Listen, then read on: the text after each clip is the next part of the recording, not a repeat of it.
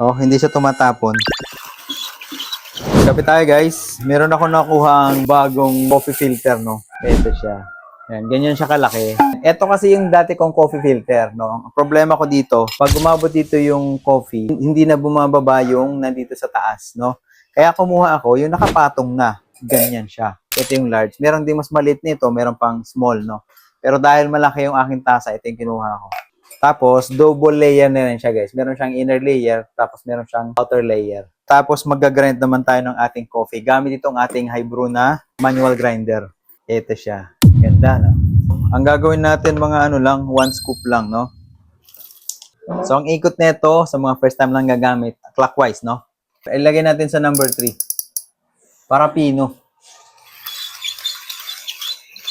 Yun, pag magana sa ikutin, ibig sabihin, wala na yon. Ayan, ganyan siya. Ayan, ito yung laman niya guys. Tingnan nyo kung gaano kapino yan. Okay? Kagandahan nito guys kasi tingnan nyo yung kanyang ilalim. Oh, hindi siya tumatapon. Bilis bumaba ng coffee. Maganda rin to dalhin sa mga travels natin. No? Ayan oh. Totoo yung balita na mabango yung coffee pag bagong grind. Oh yes! Bango. Sarap. Kung gusto nyo mag-check out nito guys, ilalagay ko yung link dyan sa baba.